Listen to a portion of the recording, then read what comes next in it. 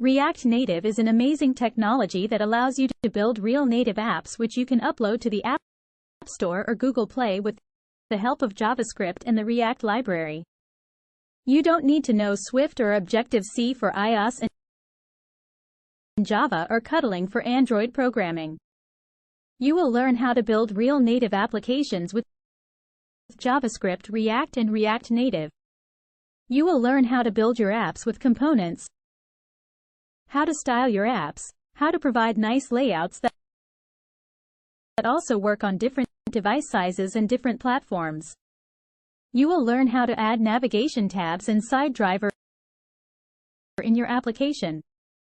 You will learn how to manage the states with the help of Redux also and tap into native device features, how to use the device camera or how to use device location and maps, how to store data in database with SQLite, how to use push notification and how to send data to a web server, how to debugging and testing your code, and so much more. You will all learn it from scratch here. You will also learn it in a practice-based approach. In this series, we'll start at the very basics and then I will guide you to become an advanced React Native programmer. We'll build multiple apps in this series where we can focus on the different aspects. And I give you the source of the project and the guitar up in each session. Therefore, by the end of the series, you will be a React Native developer capable of building your own apps, diving deeper into React Native, and of course also apply for React Native jobs. So, in order not to miss these tutorials, subscribe right now and click on the bell next to it to be the first to see these videos. Well, what is React Native? Let's just start with the React part. React, also known as React.js, is an open-source front-end JavaScript library for building user interfaces or UI components. It is maintained by Facebook and the community of individual developers and companies. We use React in web development for building web apps.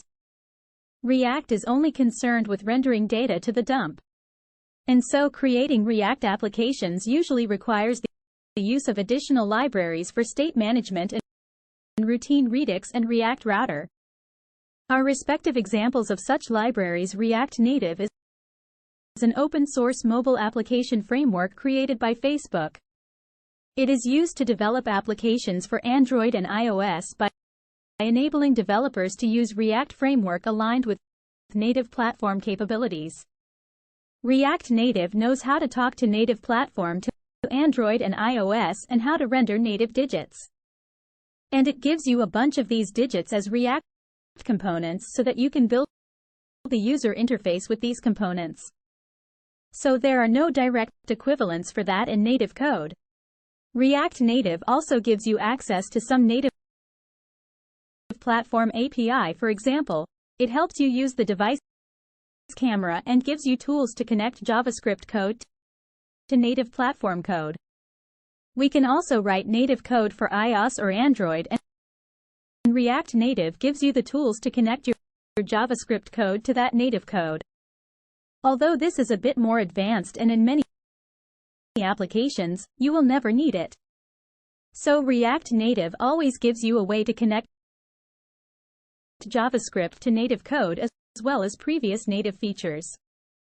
So, if you then combine React Native with React.js, which knows how to update and control a user interface, then you get everything you need to build a real native mobile app that you can upload to the App Store or Google Play.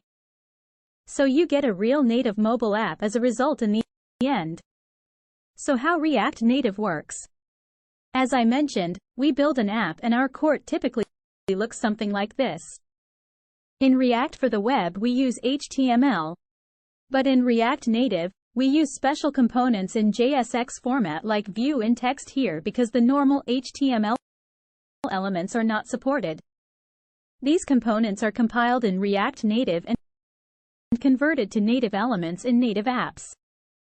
For example, if you're using React for the web, you work with a tip to structure your content. If you would work directly with Android, you would work with an Android view to structure your content. And on iOS, That would be the UI view widget in React Native Views view tag, which acts like div tag in HTML and actually compiled into native widgets on Android and iOS. For you, React Native gives us special components which are then compiled to native views for your other logic. If you're sending HTTP requests or you're transforming data, all your other JavaScript code is not compiled to native code, but instead it's running on a special thread hosted by React Native. Well, in general, it can be said that your code in React Native is divided into two parts: the components that make up the UI and the JavaScript code that make up the logic. When React Native code is compiled into native app, the components that make up the UI become native digits, but the JavaScript code remains the same. Your JavaScript code runs in a special virtual machine in the end that hosted by React Native inside of your app. This JavaScript visual machine knows how to talk to the native platform features. So your app is running on the operating system through a special bridge and that virtual machine that's all automatically provided by React Native. You don't have to care about this part.